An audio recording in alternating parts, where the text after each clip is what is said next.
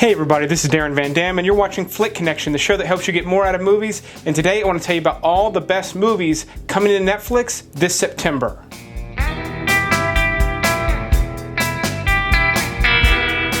So starting right off on September 1st, we get a bunch of really good movies, including Unforgiven, which is not only Clint Eastwood's best job as a director, it might be the best Clint Eastwood movie of all time. Now, I do have a soft spot for the old classics, but Unforgiven really sort of speaks to those in a really special way, in a lot of different ways, which kind of makes it elevated to me. It makes it something beyond the old westerns, and it would not exist without them, but we get this really kind of a relic of those westerns that came out of the 90s. It really is a masterpiece in terms of western cinema. Even people that do not like westerns will find a lot to love with this movie. It is grim, it does go to dark places, but less so than a lot of the movies I tend to recommend on this channel. For something lighter, The Hitchhiker's Guide to the Galaxy. It's just a fun movie. It's got some really good special effects, a lot of CGI, but some practical effects, including some puppet work, which we don't really get to see that often anymore. And I enjoyed this one. Now, I'm talking about it as if it's not that old of a movie. I'm forgetting that it came out in like early college for me, so this movie's almost 10 years old now, but it still is really enjoyable. And it's been a long time since I've seen it, and I don't recall ever seeing it on a streaming service, so it might be its first crack on Netflix, so I'd recommend checking it out if you've never seen it. For just an all-out 80s classic, The Breakfast Club, it's not that special that it's coming to Netflix because it's been on TV since the 80s. It's always available. It's always somewhere to watch. I've never seen it on Netflix before, so if you've been a cord cutter for a while and it's been a long time since you've seen this movie, September 1st is a perfect time to get your hands on it. I am not a Meryl Streep fan. I think she is one of, if not the sole, most overrated actress or just actor in general in the history of the universe, but I happen to like The River Wild. It's a really cool movie where she's river rafting with her family. They're on a trip, and they sort of pick up these I don't want to call them drifters, but Kevin Bacon and John C. Reilly play these couple of shady characters that sort of get to tag along. It makes sense at the time, and then things just go south from there. It's got action in it. It's got tension in it. Another one that had a lot of runs on TV, but it is a good one to just pick up and watch at any time. It's one of those ones where I would catch it in the middle on cable and I would just watch it all the way through because it is entertaining from beginning to end. And then, man, they just seem to be grabbing all of the ones that run on TV all the time. But Groundhog Day, I do really like this movie. I'm a big Bill Murray fan, and for the longest time, I really just wasn't a fan of this movie. I just didn't really, it's not that I didn't get it, I just, for some reason, it didn't stand out as a Bill Murray movie to me. Not amongst Ghostbusters and Caddyshack and everything else, but it really is very, very good. It's kind of a tired storyline where a guy has to keep reliving the same day over and over again, but Groundhog Day nails it. It does it very well. It takes you on kind of a wild ride with a lot of ups and downs. It's got a lot of funny gags in it. I enjoy watching this one every time I see it, just like the ones I've been talking about. Now for the big one of the month on September 4th.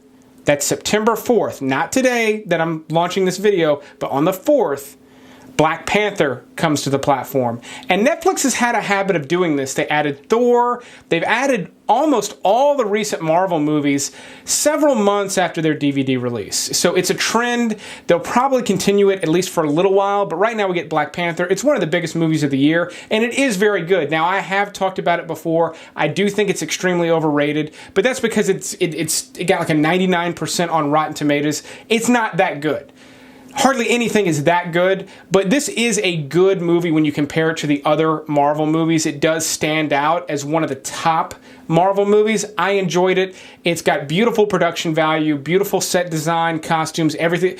No matter what your cup of tea is, odds are there will be something you will really like about this movie.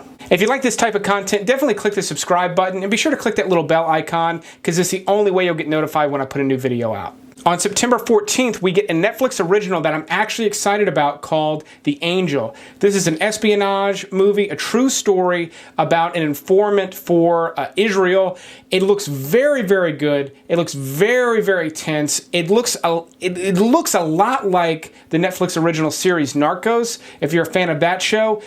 I can't vouch for this movie as I've not yet seen it, but it looks like it's going to appeal to fans of Narcos, so definitely look for that on the 14th. On the 16th, we get Scott Pilgrim vs. the World. I loved that movie the year it came out. It was one of my favorite movies of the year. If you've got any sort of affection for video game culture, pop culture, 80s culture, 90s culture, you're going to love this movie. It's got so many fun elements to it, but the way it is shot is so artistic and just over the top.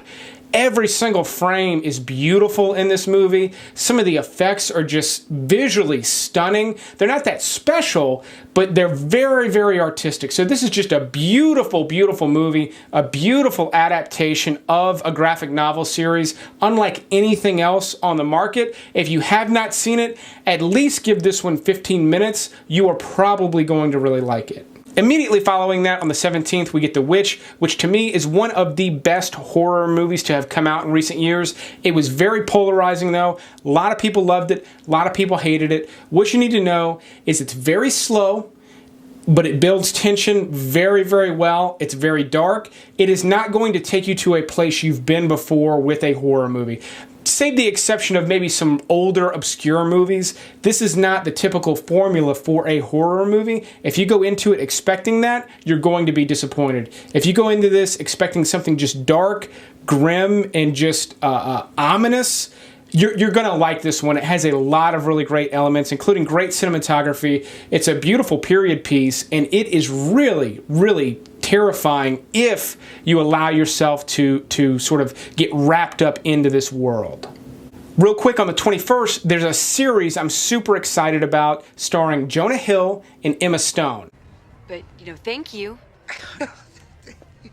No, not Superbad. It's called Maniac, and it's nothing like Superbad. It looks like it revolves somewhat around a new pharmaceutical that can change your life. It's got some sci-fi elements. It's got some really artistic-looking elements, and it's directed by the same guy who did season 1 of True Detective. It's being called a limited series. It's likely just the one season. If they're to do another season, it would likely not have the same director, actor, story, nothing. So it's going to be kind of a bite-sized thing, which I really, really like because I can just digest it, take it in, enjoy it, and move on to something else rather than just staying wrapped up in it for months while I wait for season 2. So the 21st, I cannot wait to see this show. In just a minute, I'm going to tell you about one of my most anticipated movies of 2018 across the board. It's going to be available on the 28th, but first, here are some of the worst movies you might want to avoid. The Hurricane Heist looks like hot garbage. It is a new release, so if you're just in the mood for like a PG-13, by the numbers, action-y kind of storm movie, that would be a good one to go with. A Wrinkle in Time is supposed to be horrifically bad, just poorly directed. It's based on a good book, from what I understand, but it did not get adapted very well. Click is going to be added for all you die-hard Adam Sandler fans. Spider-Man 3, which is arguably the worst Spider-Man movie of all time, and easily one of the worst superhero movies of all time as well. It's really, really bad. If you're in the mood to watch a train wreck of a movie, definitely check it out, because it is that. But I just want to know why. Just tell me that, will you please? Just tell me why. Rafe, I'm pregnant. Speaking of train wrecks, Pearl Harbor. Oh, man, this movie was such a disappointment, especially for it to be such a huge tragedy. I can only hope and pray that when they eventually make an epic movie about 9/11, they don't just shit all over it with a movie as bad as Pearl Harbor. And then 10,000 BC, if you want to watch something with prehistoric creatures in it, watch it, but don't expect to get much out of that movie or the story. And on September 28th, Hold the Dark comes out exclusively on Netflix. It looks incredible. It is directed by the same director of Green Room and Blue Ruin, which are two of my favorite thrillers from the past few years. I love this director. He does a beautiful, beautiful job of building tension, creating sort of this world, even if it's a small world. He puts you in it. He tells the story well with very little dialogue. I love everything about his previous work. He is a director where I will see his next 5 movies, even if they're all terrible, and his next movie will be available on the 28th. It's about a mother whose child is dragged off by wolves, and her husband is away at war, and she hires a man to track down and kill the wolves. That way she's done something by the time he gets back. So it's a very, very dark subject matter. The cinematography looks beautiful. It's got a great cast in it, and it looks like it's going to take some twists and turns beyond what I've just set up. Possibly way beyond what I've just set up. I do need to reserve some expectations, but I'm kind of thinking this might be one of my favorite movies of the year. So that is it for my picks for September. If you want to get the full list, I do provide the full list now for all of my Patreon supporters. There's a link to become a patron in the links below, but I will keep making these as long as you keep watching them. But thanks for checking this episode out, and you will see me on the next one.